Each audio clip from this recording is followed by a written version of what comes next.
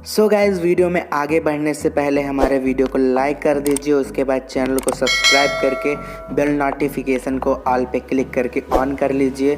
तो चलिए वीडियो को शुरू करते हैं।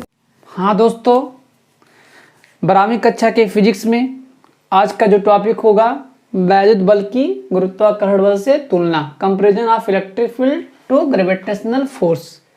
इसके पहले हम लोगों ने कूलाम के नियम का सदिश रूप पढ़ा और उसका लिंक डिस्क्रिप्शन बॉक्स में दे दिया गया है। तो चलते हैं, देखते हैं क्या क्या तुलना किया जा सकता है इन दोनों में। पहला चीज़, सब लोग जानते हैं कि अगर ये बॉडी एक है तो अगर छोड़ेंगे तो कहाँ जाएगा? नीचे जाएगा। काहे जाएगा? गुरुत्वाकर्षण बल के कारण जाएगा। और गुरुत्वाकर्षण का मतलब क्या होता है? आकर्षण होता है।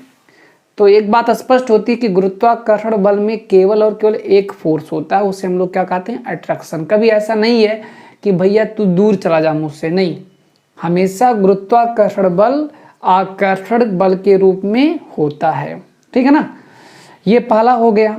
अब अगर वहीं बात करें हम इलेक्ट्रिक फोर्स के बारे में, तो आप जानते हैं इलेक्ट्रिक फोर्स मतलब जो वैद्युत बल हमारा है, वहाँ आकर्षण भी हो सकता है और प्रतिकर्षण भी हो सकता है।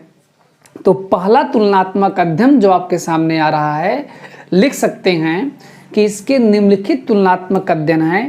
पहला, गुरुत्वाकर्षण बल केवल और केवल आकर्षण बल के रूप में कार्य करता है, जबकि वैद्युत बल आकर्षण भी हो सकता है अथवा प्रतिकर्षण भी हो सकता है। इतना समझ में आया। दूसरा चीज क्या है कि गुरुत्वाकर्षण बल, ठीक है ना, वो माध्यम पर निर्भर नहीं करता है, जबकि वैद्युत बल माध्यम पर निर्भर करता है, ठीक है ना। वो चाहे कुचालक हो चाहे जो हो, गुरुत्वाकर्षण बल के लिए ऐसी कोई कंडीशंस नहीं है।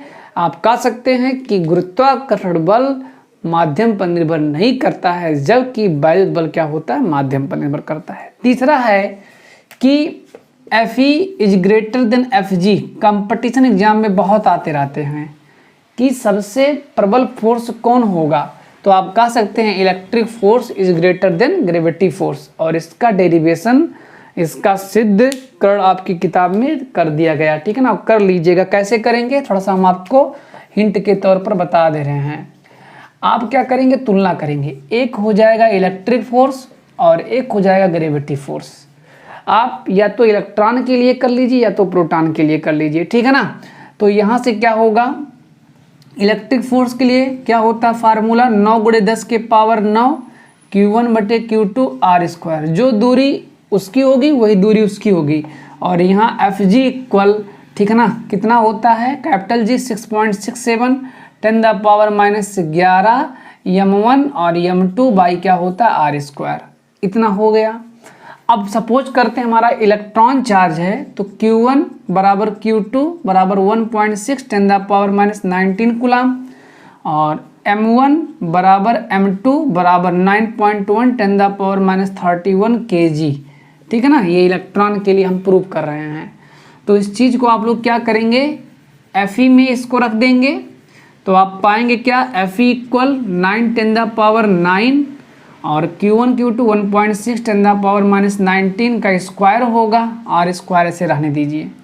और इसी प्रकार से Fg होगा, तो इससे आप पा जाएंगे 6.67 10⁻11 और m1 m2 दोनों इक्वल होंगे, तो इसका 9.1 10⁻31 का स्क्वायर चलेगा और बाई R²। समीकरण 2 समीकरण 1 आप क्या करेंगे? Fe में Fg को डिवाइड कर देंगे, इससे ये चीज़ कैंसिल हो जाएगा। फिर हल करेंगे, आप पाएंगे कि electric force is greater than Fg, then I can say that कि वैद्युत बल प्रबल होता है किसकी तुलना में? ग्रेविटेशनल फोर्स की तुलना में, ठीक है ना।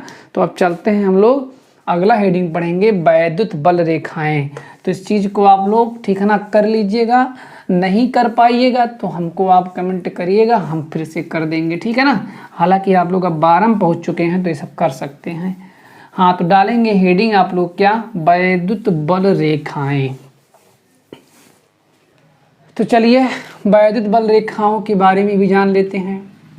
वैद्युत बल रेखाएं, इसके लिए होंगे इलेक्ट्रिक फोर्स लाइंस।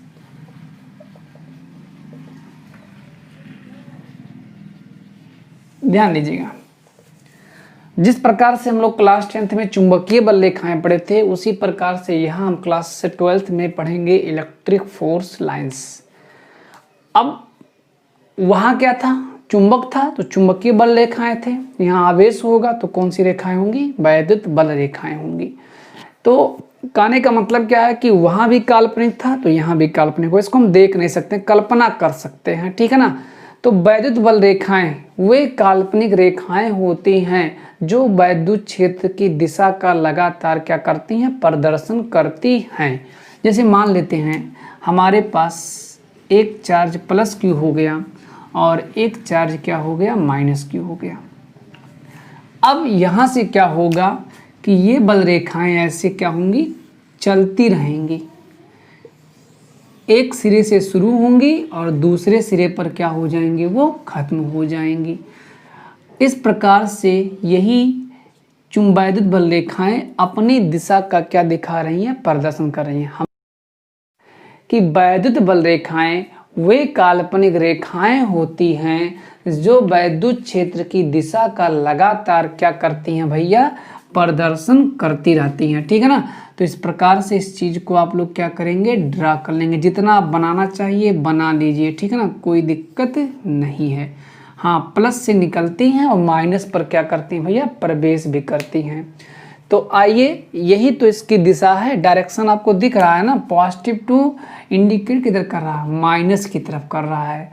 तो इस प्रकार से आप कह सकते हैं कि ये काल्पनिक रेखाएं हैं। और हाँ, वैद्युत बल रेखा के किसी भी बिंदु पर खींची गई स्पर्श रेखा उस दिशा का भी क्या करती है, प्रदर्शन करती है। जैसे मान लेते हैं हम इसी पर एक टेंजेंट लाइन ड्रा कर दें, तो इसका टेंजेंट इधर जा रहा है, मतलब आप दिख रहा है ना कि ये ऐसे कर्व बनाते हुए एक सिरे से निकलता है, दूसरे सिरे पर क्या होता है, प्रवेश होकर खत्म हो जाता है। हाँ, और ये क्या होती हैं कि थोड़ा सा भी आगे हम बताएंगे आपको, चुंबकीय बल रेखाओं और वैद्युत बल रेखाओं में क्या अंतर भी होते हैं। तो इस चीज़ को आप ड्रा कर लेंगे और डाल लेंगे हेडिंग के आप लोग, वैद्युत बल रेखाओं के गुण। तो चलिए डालेंगे हेडिंग, इसके क्या क्या गुण हैं, प्रॉपर्टी हैं, ये डाल लीजिए हेडिंग। चलिए लिखिएगा आप लोग, इसके निम्नलिखित गुण हैं, इसके निम्नलिखित गुण हैं। नंबर 1, ये रेखाएं धन आवेश से चलकर ऋण आवेश पर क्या होती हैं, समाप्त होती हैं। दूसरा लिखेंगे, बल रेखा के किसी भी बिंदु पर खींची गई स्पर्श रेखा उस बिंदु पर धन आवेश पर लगने वाले बल की दिशा व्यक्त करती है।